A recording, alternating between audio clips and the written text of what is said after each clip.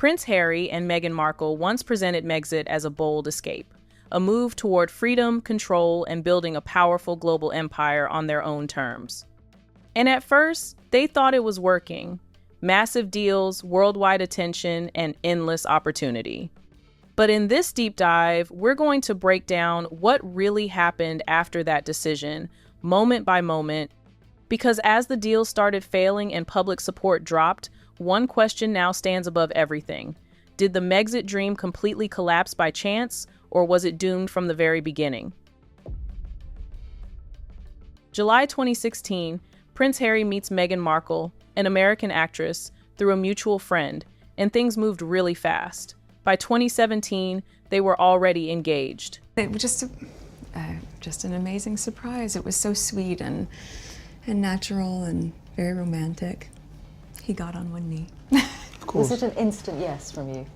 Yes, as a matter of fact, I could barely let you finish proposing. I said, can I say yes now? She didn't even let me finish. She said, can I say yes, can I say yes now? And then there was hugs and I had the ring in my finger and I was like, can I give you the ring? She goes, oh yes, the ring. In May 2018, the world watched their Windsor Castle wedding. Some questioned Meghan's past divorce and Hollywood background, but most people saw a fresh, modern love story. Harry and Meghan looked like the perfect couple, but it didn't last. By late 2018, just months after the wedding, the fairy tale started fading. What looked like a fresh start quickly turned into non-stop negative headlines. Meghan Markle faced intense media scrutiny, and for Prince Harry, it felt all too familiar, reminding him of the pressure that once surrounded Princess Diana right up until her death. I think one of the hardest things to come to terms with is the fact that the people that chased her into the tunnel were the same people that were taking photographs of her while she was still dying on the back seat of the car. And William and I know that. We've been told that numerous times by people that know that was the case. Watching Meghan go through that same cycle didn't just frustrate Harry, it triggered something deeper. And while the public still saw a fairy tale, cracks were already showing behind palace walls, raising one big question. If everything was perfect, why was it falling apart so early? Rightly, because the people of this country don't like the fact that she's stolen our prince. And she's literally brainwashed him, blinkered him, and tied him down to his California mansion. In 2019, the cracks showed.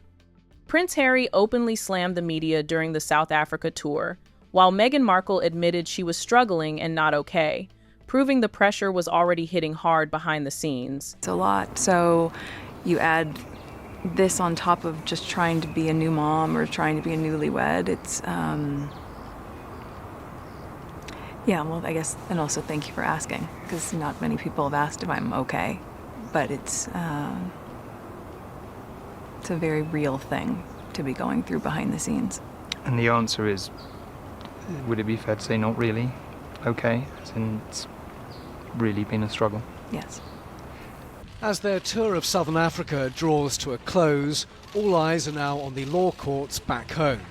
In her last speech in Johannesburg, was this a pointed reference? In a world that can seem so aggressive, confrontational, and dangerous, you should know that you have the power to change it. A duchess living a dream life, yet saying she wasn't okay.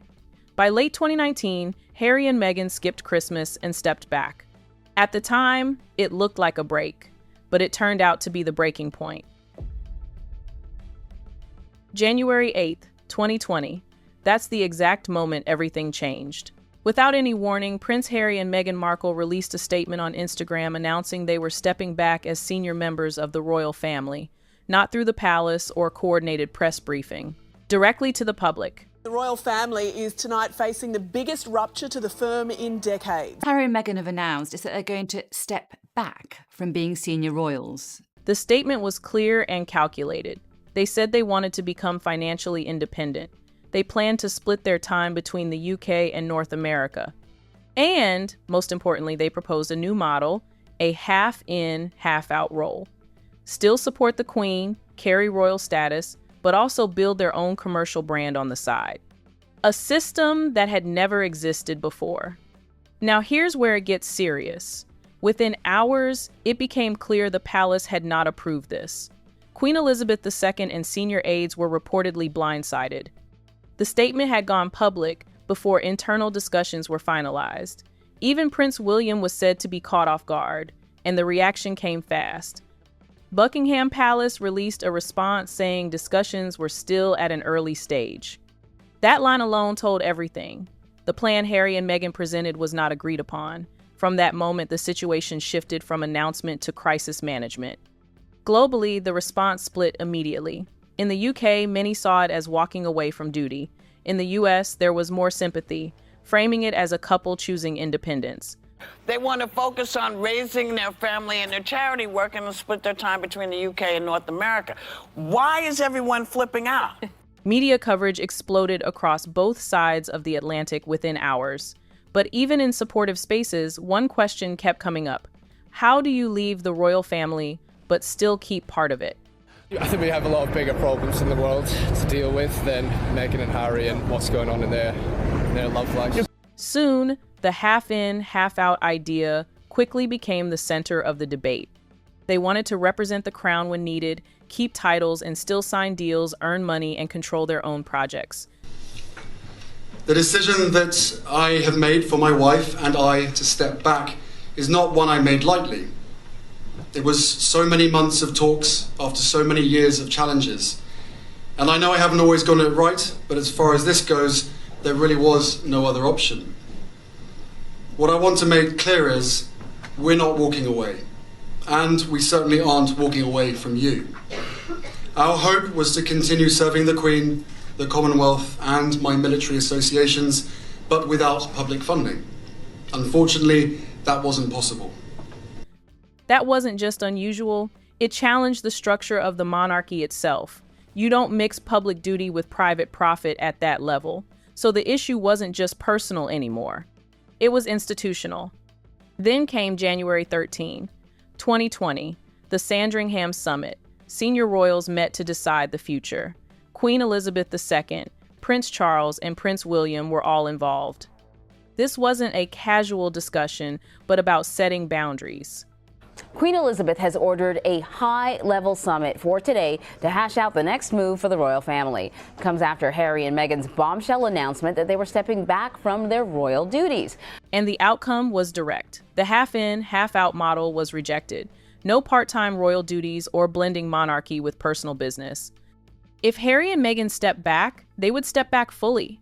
Titles adjusted, military roles removed, financial independence required. Now pause and think about that. On January 8th, they announced a vision. By mid-January, that vision was already gone. The plan they presented to the world did not survive the negotiations. And that right there is the first major turning point. A deal has been agreed on the future of the Duke and Duchess of Sussex, who are to step down as working royals in the spring. Buckingham Palace confirmed on Saturday that Prince Harry and his wife Meghan will no longer receive public funds. They won't use their royal titles either. And from that moment on, everything changed. They were no longer building the future they announced. They were adapting to a new reality they didn't fully control. And that raises critical questions. If their original plan was shut down within days, what did financial independence actually look like for them? Were they ready to build that life from scratch, without the system they had just left behind? And more importantly, did they expect the palace to agree, or did they believe going public would force that outcome? The answer to those critical questions came fast, and it wasn't what people expected. There was no real plan. In January 2020, Harry and Meghan Markle announced financial independence, but at that exact moment, there were no confirmed income streams, no signed production deals, or a clear business structure in place. Independence was announced before it was built. Then obviously they'd have to, seek new revenue streams. Now, of course, that looks good in theory, but there are potential sensitive areas, particularly in terms of politics. The royal family has to be politically neutral. That's the first hard fact. They presented the outcome before the system existed to support it. No Netflix or Spotify deal yet. Neither a finalized book contract. Those all came later. So in January 2020, independence was a statement, not a structure. And that raises a simple question. What were they actually relying on at that point? The second quarter of 2020 gives that answer. Despite the public message, they were still being financially supported during the transition period by King Charles. So, while the brand said independent, the reality was still transitional. That gap between message and reality is where the first cracks start to show. I wrote a piece in which I had spoken to people close to the Prince of Wales to reflect his surprise at the comments that Harry said he was financially cut off. The quote used for me was, the Prince was very surprised to hear that. He's seen the bank statements. Then came location, and this is where things start moving fast. Recall, back in November 2019, they had already stepped away to Vancouver Island in Canada. But by late March 2020, just as their royal exit became official on March 31, they relocated again, this time to California. 2 major moves in under 5 months. That's not a stable rollout, but an adjustment happening in real time. Exit. The Duke and Duchess of Sussex will break free from the family March 31st. Now add the next problem, security. On February 27, 2020, it was confirmed that Canada would stop providing security once they stepped down at the end of March. That created an immediate issue. Royal-level protection costs millions, and suddenly there was no clear answer on who would pay for it. And this didn't stay private. It became a global debate. Canada stepped back. The UK was no longer responsible. Even voices in the US made it clear that taxpayers wouldn't cover it. So within weeks of announcing independence, they had no confirmed plan for one of the biggest real-world needs, safety. This figure of 20 million to look after the family, is that accurate? I think it is accurate. I mean, it's a bit of an unknown environment they're moving into here. If you look at the average cost of the average fee or salary of a protection officer currently employed, it was about 100,000. If you look at their security, Meghan, Harry and a baby, you're looking at 2 per person minimum. So there's 600,000. That doesn't include the accommodation, the travelling, the administration of actually running something like this. So, my original estimate was something between 1.5, 2 million, but it's going to grow. Then came branding, and this hit just as hard. Before leaving, they had already built Sussex Royal as their future identity. It was trademarked and positioned as the foundation of their new brand. But on February 21, 2020, that plan was shut down. They were told they could not use the word royal for commercial purposes after stepping back. That wasn't a small change. That removed the core identity they planned to build on. The source telling us discussions are still ongoing, but those talks will likely end with Harry and Meghan not being able to use Sussex Royal. They have already set up a slick new website called SussexRoyal.com. Well, that moniker appearing to be a calling card of sorts. Now all of that may have to change. Although this may seem personal against Harry and Meghan, it simply boils down to royal protocol. As non-working members of the royal family, it means that they can't use the word royal in any of their work moving forward. So now, stack the timeline. January 8, announcement with no finalized deals. February 21, brand blocked. February 27, security funding ends. March 31, official exit. Late March, a sudden move to the US. That's no structured rollout, but a series of reactions happening back to back. And this is where the gap becomes impossible to ignore. They had vision, freedom, independence, and control, but didn't have a system ready to support the move when they announced it. And that created immediate risk.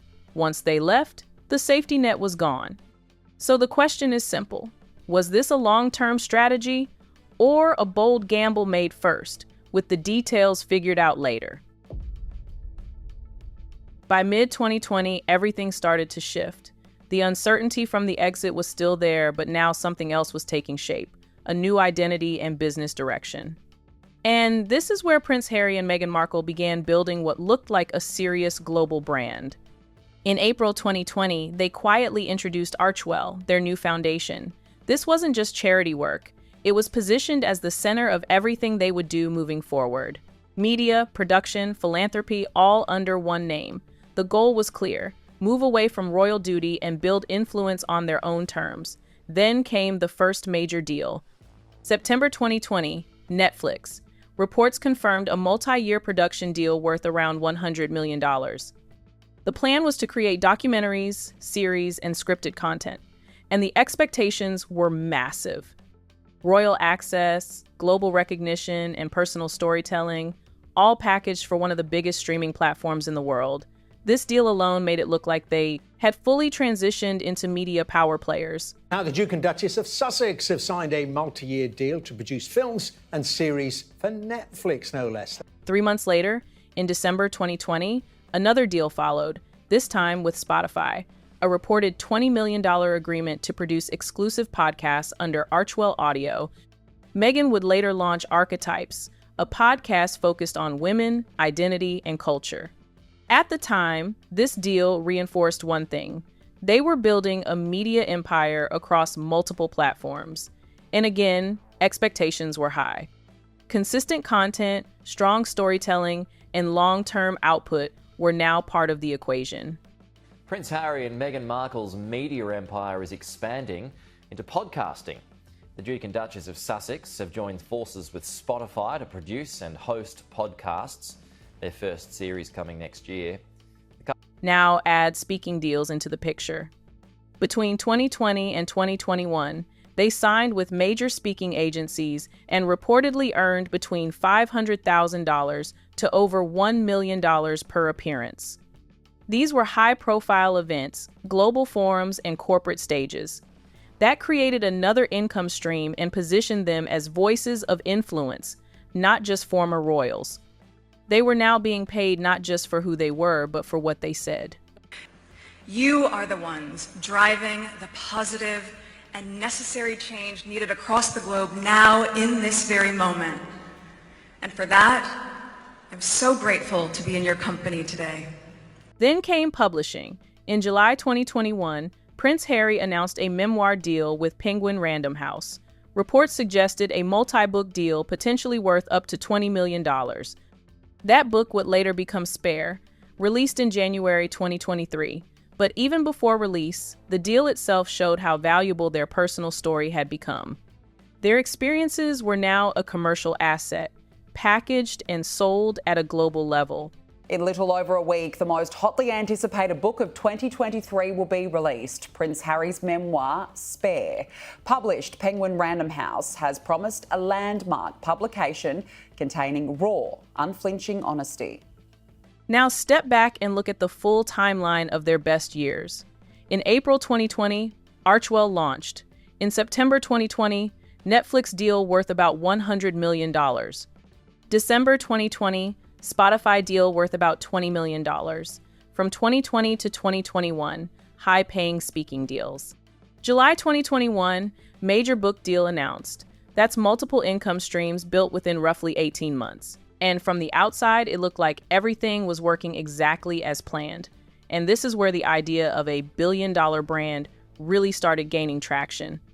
Everything they said they wanted after leaving the royal family seemed within their grasp. But that success came with a condition. They had to deliver. And that's where things began to shift. Because not long after all these deals were signed, the cracks started to show. And what looked like a winning strategy began facing real pressure. And the foundation of that pressure was an interview, one that turned out to be a disaster. March 7, 2021. That date became one of the most defining moments in their entire post-royal journey. Prince Harry and Meghan Markle sat down with Oprah Winfrey for a televised interview that aired globally. This wasn't just another appearance, it was their first major chance to tell their side of the story after leaving the royal family. And the audience was massive, over 17 million viewers in the US alone, with millions more watching worldwide. I mean, that's the sad irony of the last 4 years, is I've advocated for so long for women to use their voice, and then I was silent. Were you silent or were you silenced? The latter. And the impact was immediate. The interview created a wave of sympathy, especially in the United States. Meghan spoke about mental health struggles, saying she felt isolated and unsupported while inside the royal family. I just didn't want to be alive anymore. And that was a very clear and real and frightening, constant thought. Harry backed that narrative. describing tension, lack of support, and feeling trapped within the system. For many watching, this reframed their exit. It wasn't just about independence anymore, it was about escape. But it didn't stop there. One of the most explosive claims was that there had been conversations within the royal family about how dark their son's skin might be before he was born. That single statement dominated headlines across the world within hours. Conversation of he won't be given security, he's not going to be given a title. And also concerns and conversations about how dark his skin might be when he's born. On March 9th, 2021, Buckingham Palace responded to the Oprah interview with one key line, "Recollections may vary. That moment shifted everything." At first, sympathy surged, and their global visibility peaked, especially outside the UK. But as the reaction settled, questions began. Claims were challenged, timelines examined, and the narrative became more complex. They had the deals, the platform, and the attention, but now they had scrutiny too. And once that door opened, it didn't close. People were still listening, but not for long.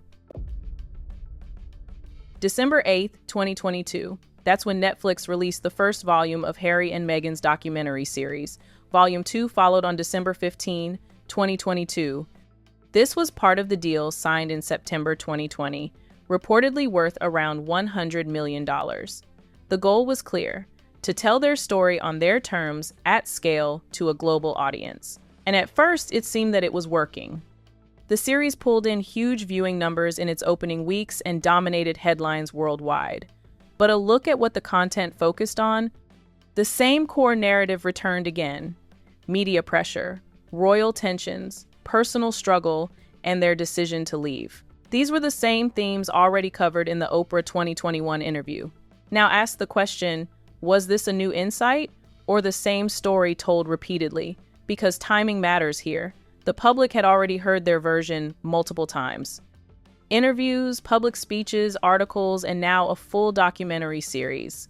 The exposure wasn't increasing the mystery anymore, it was reducing it. Reacting to Meghan and Harry's Netflix show that has so far had mixed reviews. The royal couple show aired the first 3 episodes and it's actually been deemed pretty boring with hardly any new revelations. And then came Spare's release. But it wasn't just a book, it was a detailed personal account from Harry himself. And once again, the same themes appeared: family conflict, media pressure, and personal trauma. But this time, it went deeper. The book included specific stories, private conversations, and detailed moments involving members of the royal family. It added more information, but it didn't change the direction of the narrative. Now look at the sequence clearly. March 2021, Oprah interview. December 2022, Netflix documentary. January 2023, memoir release.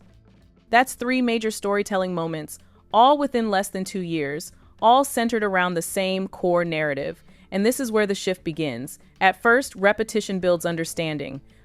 But after a point, repetition creates fatigue. The audience already knows the story, so each new version has to offer something different, or it risks losing impact. I've seen it. Harry and Meghan's tell-all, or at least tell what you think makes you look good. And those are 3 hours I will never get back. What a boring, uninspiring, interminable waste of time. Believe it or not, this couple is still complaining. Toddler, all royal titles still intact, complete with matching stationery, and nearly $200 million in the bank thanks to their insatiable desire to finally tell their story. Like to Oprah, and on Spotify, and in New York Magazine, and in a memoir, and, well, you get the point. So were they expanding the story or just repeating it? Because by mid-2023, the reaction had changed, and this matters more than it looks. Because their entire post-royal strategy depended on storytelling, deals with Netflix, Spotify, and publishers were all built around their ability to produce content people wanted to engage with. They had the platform, they had the deals and global attention, but the narrative, the core product they were building everything around was starting to feel overused. So now the question changes again. If the audience is already pulling back at this stage, what happens when the business side starts reacting to that shift? June 15, 2023. That's the date the Spotify deal officially ended between Spotify and Prince Harry and Meghan Markle. This was the same deal signed back in December 2020, reportedly worth around $20 million. At the time, it was positioned as a major pillar of their post-royal empire, with audio storytelling, global reach, and consistent content output. But by mid-2023, it was already over. She had a $20 million, well, her and Harry had a $20 million deal with Spotify to put out material, but apparently due to failing to meet the productivity benchmarks, lazy, they have failed to renew it for a second season, and she won't be getting that full payment. So that was a very expensive few episodes to put out. Now, look at the output. From that entire deal, only one major project was released, Meghan's podcast, Archetypes, which launched in August 2022. It ran for just 12 episodes. No second season followed, or major follow-up content from Harry. So, for a deal of that size, where was the volume? Because deals like this are built on delivery. Multiple series, consistent releases, long-term audience engagement. That's what platforms expect when they invest millions. Instead, what they got was limited content and then silence, and then the narrative shifted. At first, the breakup was framed as mutual, a standard statement, and both sides agreed to part ways. But within days, new details started coming out from inside the industry. And those details changed everything.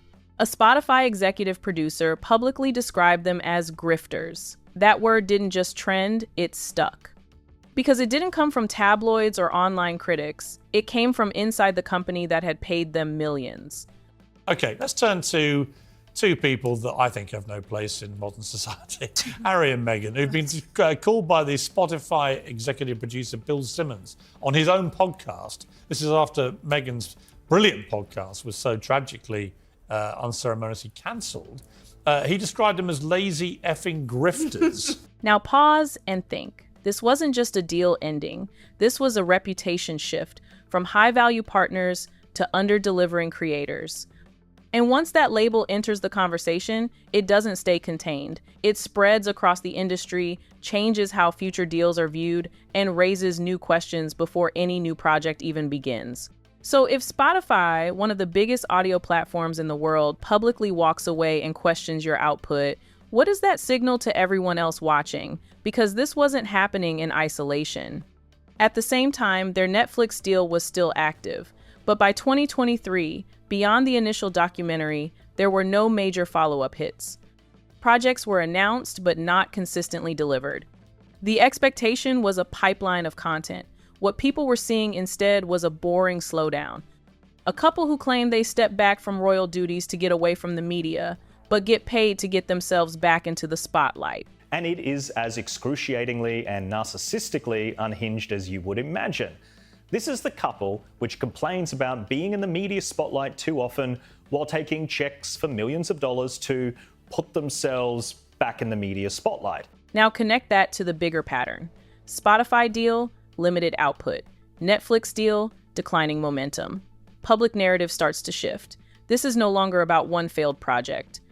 This is about a pattern forming, and the industry notices patterns faster than the public. Because for executives, it's not about headlines, it's about results, numbers, delivery, and consistency.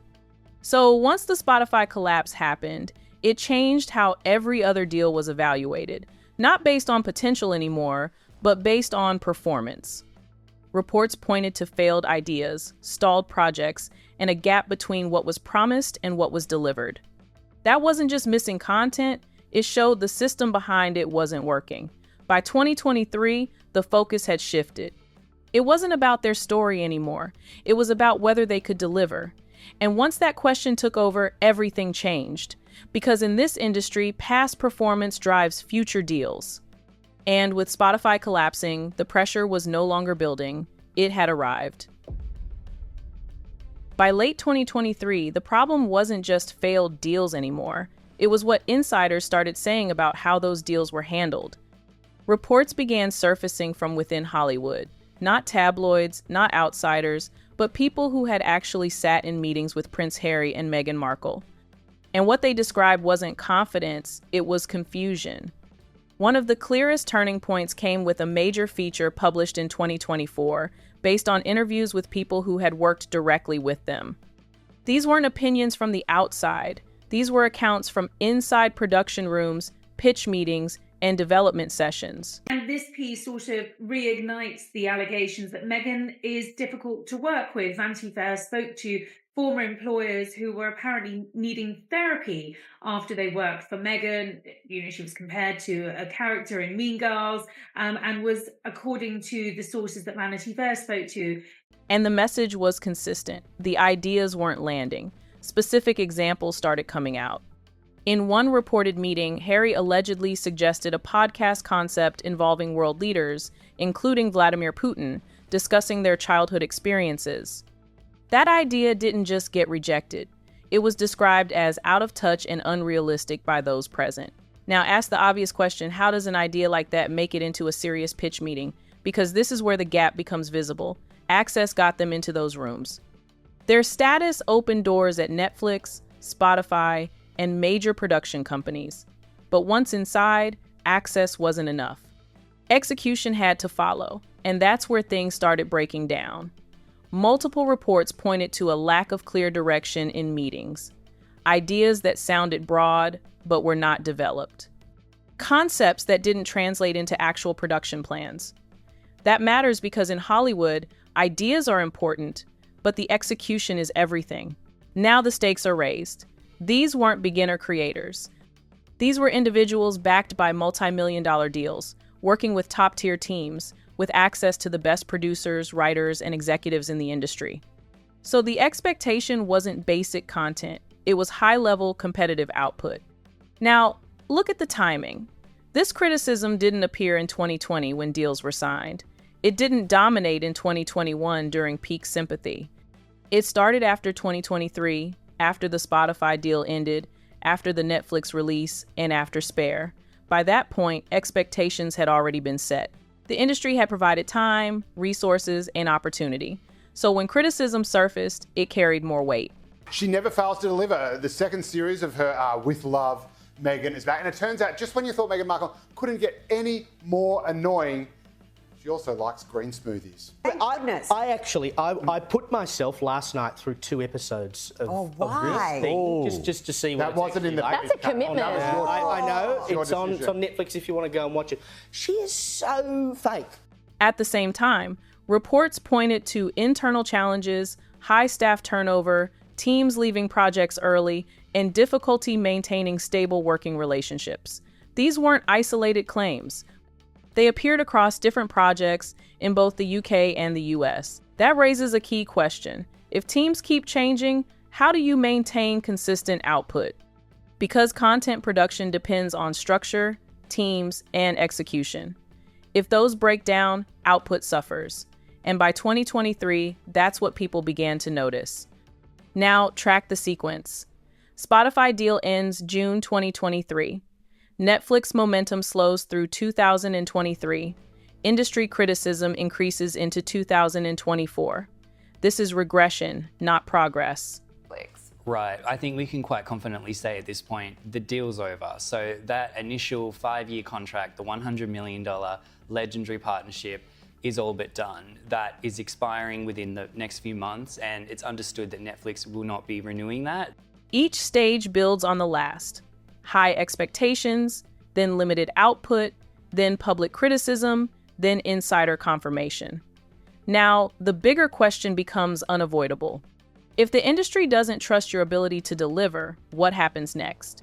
Because the industry runs on trust, the ability to execute, deliver, and produce results. Once that trust is questioned, everything slows. Fewer deals, more hesitation, more scrutiny before new agreements. I think that this is a sign that they don't really see too much value in the Sussexes.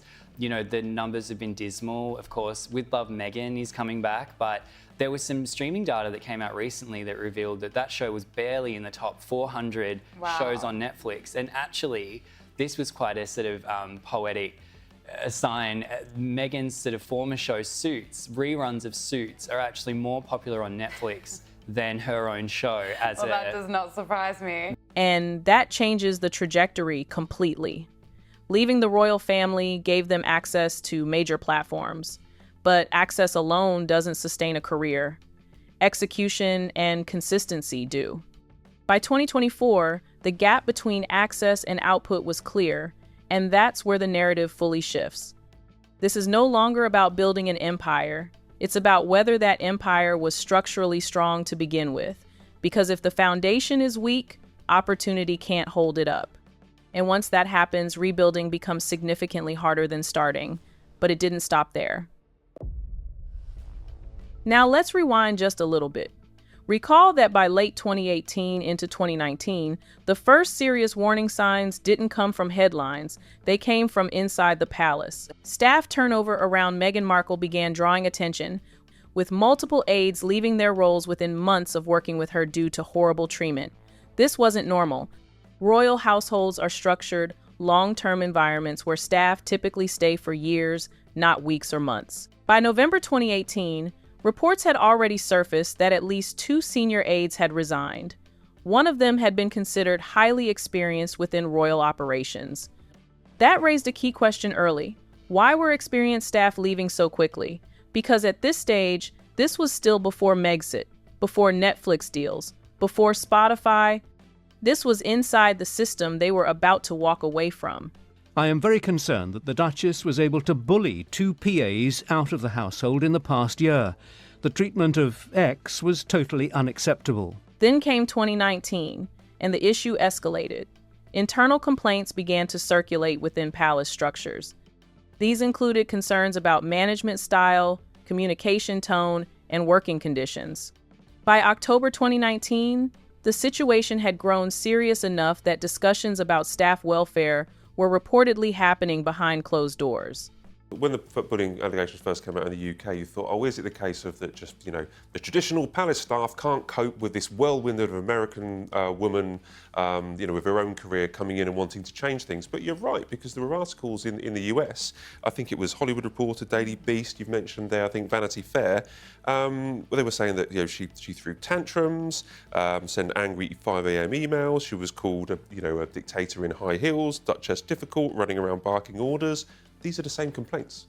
Fast forward to March 2021, just days before the Oprah interview aired, Buckingham Palace took a rare step. They confirmed an internal investigation into allegations of bullying made by former staff members. That timing matters. It meant the issue had reached a level where it could no longer be ignored or handled quietly.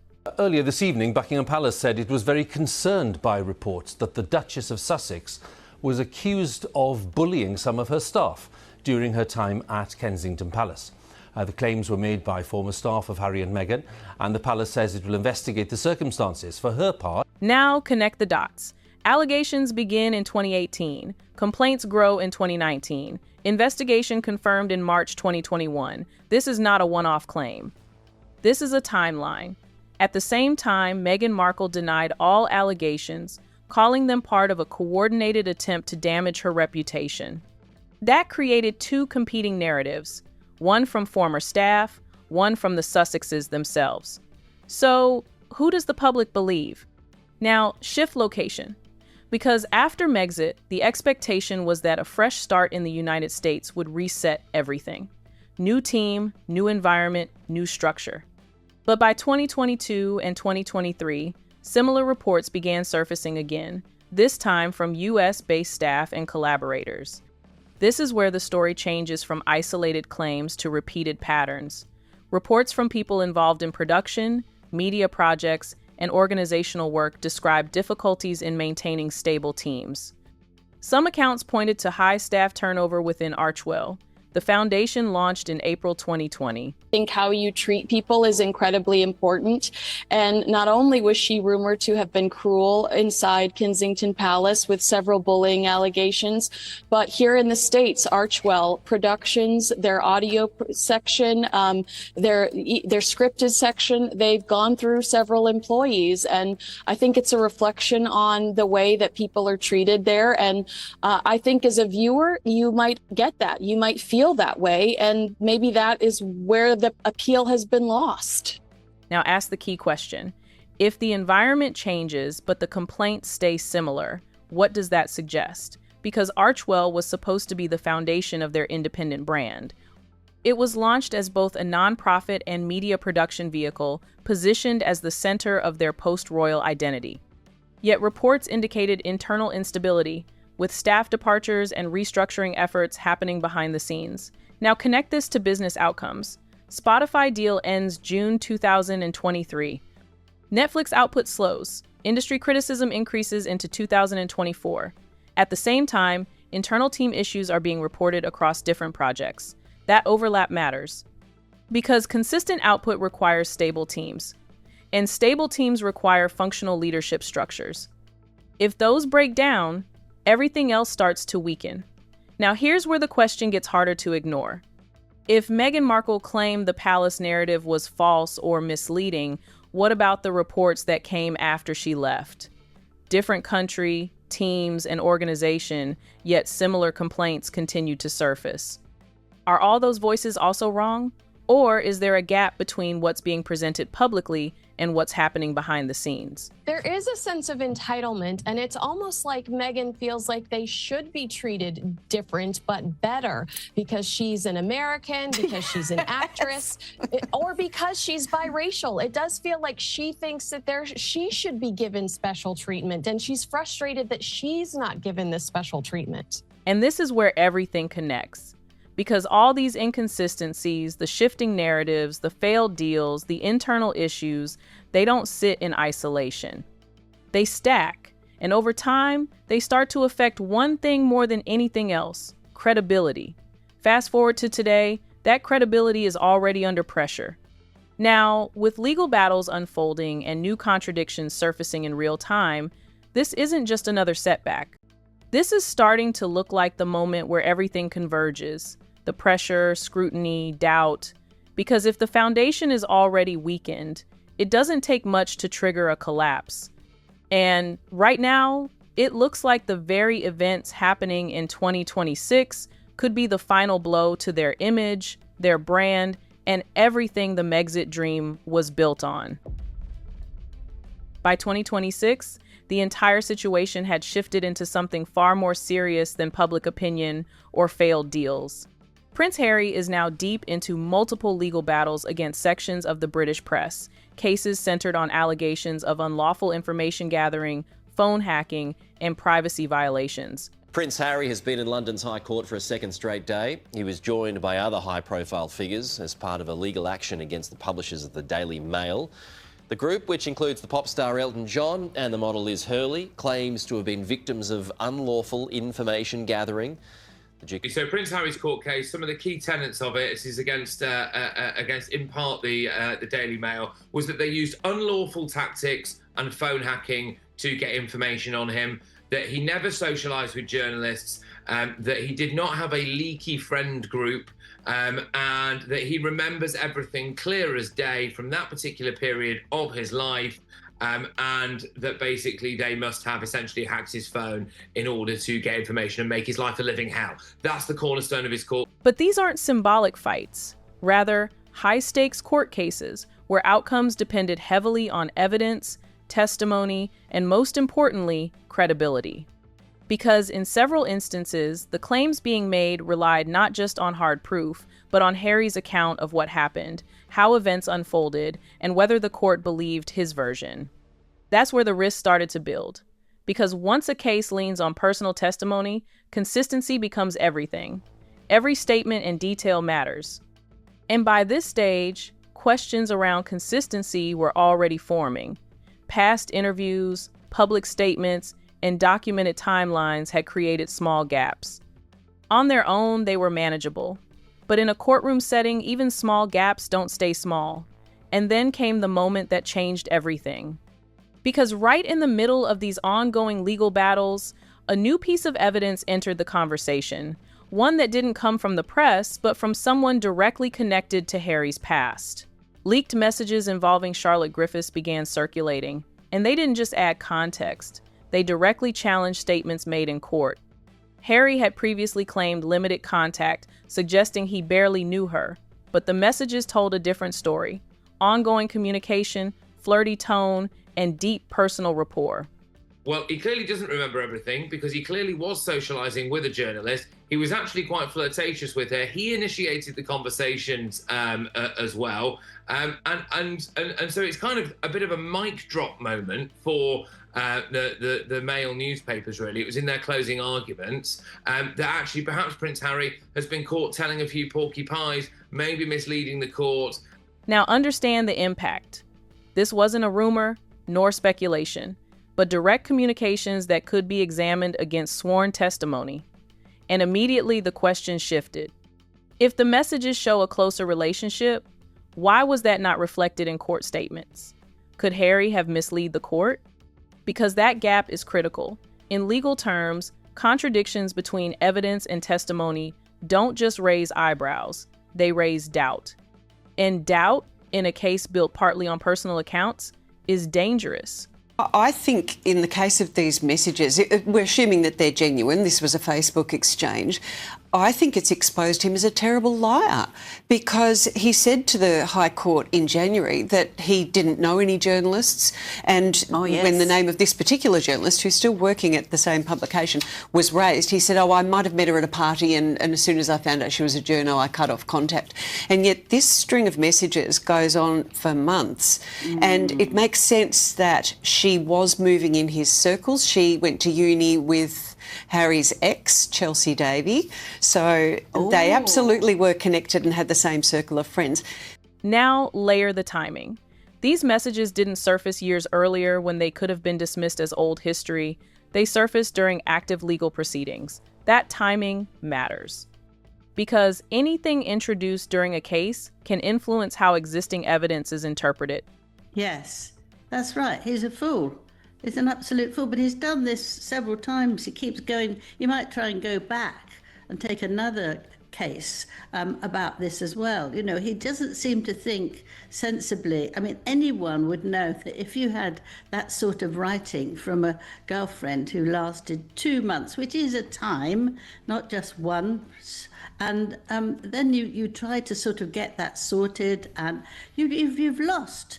You've absolutely lost. It's there. The judges read it. The lawyers have read it. You can't get away with it. It's absolutely ridiculous. And then came the narrative forming around it. Some framed it as exposure. Others framed it as retaliation. The idea that Charlotte Griffiths, who had remained silent for years, was now speaking out after being drawn into legal accusations, which raises another question. Was this simply evidence coming to light? Or was this someone pushing back after being publicly implicated? Come out and defend themselves, but I don't think Harry was expecting her to really out the fact that they have a very, very intimate, snuggly relationship, you know? It's backfired on him, and deservedly so. Either way, the effect was immediate, because now the legal battle wasn't just Harry versus the press. It included new variables, contradictions, and scrutiny from both the court and the public. And this is where everything converges. The failed deals, public opinion shift, industry criticism, and internal allegations. All of it had already weakened the foundation. Now, the legal cases are putting that foundation under more pressure. Because at this stage, everything depends on one thing: trust. Trust in testimony, trust in narrative, trust in consistency. And once that trust starts to crack, it doesn't break in one place. It spreads across everything. Now, legal analysts already pointed out that if credibility is weakened, it doesn't just affect one claim. It can impact the entire case, because the court begins to reassess everything. And the financial consequences are serious. Reports suggest that if Prince Harry loses these cases, the potential costs, including legal fees and damages, could climb into tens of millions of pounds. Figures as high as £30 million to £38 million are being discussed, and Meghan definitely backing him, believing he'll win. If Harry loses, this is a big financial headache for the Duke, isn't it? Yes, he owes masses of money. Millions. Run into millions, won't it? 4 million, 5 million, I think so. How will Meghan feel about that if he's on the hook for a £5 million bill? Well, I think Meghan must have pushed him to do this. But even that wasn't the most dangerous part, because money can be recovered, deals can be rebuilt. Credibility, once lost in court, is far harder to repair. Because once a judge questions your reliability, every future claim, every future statement, every future case carries that weight. So now the question is no longer about whether Megxit succeeded or failed. It's about whether the entire story that followed can still hold under scrutiny. Because with financial risk rising, legal pressure mounting, and credibility being questioned in real time, the stakes are higher than they've ever been. And just as that pressure reached its peak, something even more damaging entered the picture. The public opinion of Harry and Meghan has shifted sharply in both the UK and the US. Polls in Britain show support for Prince Harry and Meghan Markle dropping to record lows, with large majorities opposing their return to royal roles and increasing calls for their titles to be removed. In the US, where early sympathy was strongest after the 2021 Oprah interview, sentiment also began to decline. Media coverage turned more critical, late-night shows mocked their privacy narrative, and audience fatigue set in after repeated projects and interviews. They had entered 2020 with global support. By 2026, they were losing trust on both sides of the Atlantic, and now the pressure is hitting from all sides. At the start of 2020, Prince Harry and Meghan Markle stepped away from royal life with a clear vision, financial independence, global influence, and full control over their narrative. By late 2020 into 2021, that vision looked real, major deals signed, global attention secured, and a brand positioned to compete at the highest level. But by 2023 to 2026, the gap between that vision and reality became undeniable. The Spotify deal ended, Netflix output slowed under scrutiny. Industry criticism increased, public support declined across both the UK and the US. At the same time, internal challenges, staff turnover, and credibility questions began to stack. And now, with ongoing legal battles and new contradictions surfacing in real time, the pressure isn't just external, it's structural. What started as a bold exit to build something bigger has turned into an uncertain position, where deals are no longer guaranteed, reputation is under pressure, and the future remains unclear. The vision was control and independence. The reality is instability and constant scrutiny. So now the hard-hitting questions demanding answers are, was Megxit ever built to last, or was it always a gamble dependent on timing, perception, and public trust? And with everything unfolding right now, do you think Harry and Meghan can rebuild what's been lost, or has the damage already gone too far? Share your thoughts in the comments. Don't hold back. And if you're riding with unfiltered revelations and deep dives, don't just scroll, hit like, subscribe, and click the next video loading up on your screen now.